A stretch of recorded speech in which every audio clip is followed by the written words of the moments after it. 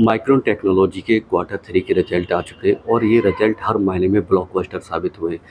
USA के market के अंदर कोई शेयर रिजल्ट आने के बाद कितना जोर दिखाएगा, ये दो बातों पे डिपेंड करता है।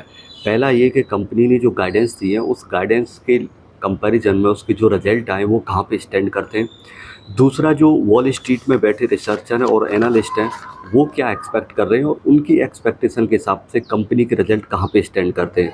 तो इन दोनों ही लेवल पे माइक्रोन टेक्नोलॉजी ने एक तरीके से ब्लॉकबस्टर रिजल्ट डिक्लेयर किए हैं। मैं आपको इसके जो रिजल्ट हैं और जो आंकड़े आए हैं वो आपके सामने प्रेजेंट करने जा रहा हूँ। उससे आपको अंदाज़ा लगेगा कि क्यों यूएस के मार्केट में इन्वेस्ट करने का मेरा जो डिसीजन था वो सही था। मैं ये नहीं कह रहा कि इंडिया के मार्केट के अंदर ग्रोथ नहीं है, इंडिया के मार्केट की रिलेवेंस अपनी जगह पे है, लेकिन इंडिया के मार्केट के अंदर कोई भी ऐसी कंपनी नहीं है जो इतने बड़े बेस के साथ इस लेवल की ग्रोथ दिखा सके। तो इस कंपनी ने अपने Q3 में लगभग 41.4 बिलियन डॉलर का रेवेन्यू ग्रोथ दिखाया है। Q2 में इनका जो रेवेन्यू था वो $23 बिलियन था और पिछले साल Q3 में जो इनका रेवेन्यू था वो $9 बिलियन के करीब था। तो लगभग 4.5 गुना से ज़्यादा रेवेन्यू ग्रोथ इनके Q3 में निकल के आया है।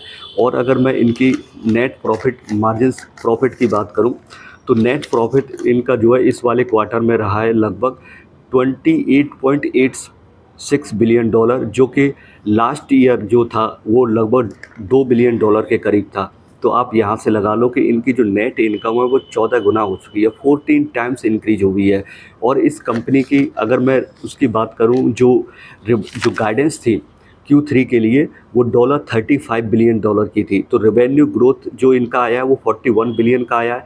वॉल स्ट्रीट में जितने भी लोग बैठे हुए थे वो एनालिसिस कर रहे थे कि 36-35 बिलियन डॉलर के करीब ये कंपनी रेवेन्यू ग्रोथ दिखाएगी। उसके कंपैरिजन में कंपनी ने 41 बिलियन डॉलर की रेवेन्यू ग्रोथ दिखाई है। इनके ग्रॉस मार्जिन 80% से ज़्यादा से इंक्रीज हुए, जबकि इनकी जो गाइडेंस थी वो 74-75% की थी। और जितने भी रिसर्चर से एनालिस्ट थे वो भी यही एक्सपेक्ट कर रहे थे कि 75% के हिसाब से इनके ग्रॉस मार्जिन इंक्रीज होंगे, लेकिन कंपनी ने 80% से ज़्यादा की ग्रोथ इन्होंने अपने ग्रॉस मार्जिन में दिखाई है। अगर मैं बात करूँ जो सेक्टर सबसे ज़्यादा ग्रो किए तो इनमें इनका जो क्लाउड बिजनेस वाला हुआ, मोबाइल वाला सेक्टर हुआ, प्लस जो डेटा सेंटर वाला हुआ, इन्होंने सबसे ज़्यादा कंट्रीब्यूशन किया है। प्लस कंपनी ने ये भी अपडेट दिया है कि जो इनका HBM4 वाला जो मेमोरी का जो सबसे लेटेस्ट वर्जन था वो भी इन्होंने एनवीडिया को सप्लाई शुरू कर दिया है।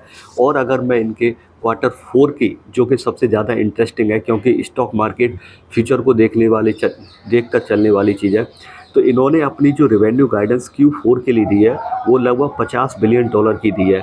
यहाँ पर आपको देखने वाली चीज़ ये रहेगी कि जो कंपनी का पिछले साल Q4 में टोटल रेवेन्यू था वो लगभग $11 बिलियन के करीब था। तो $11 बिलियन से लेके $50 बिलियन तक अभी भी Q4 में इस कंपनी में ज़बरदस्त ग्रोथ आने वाली है।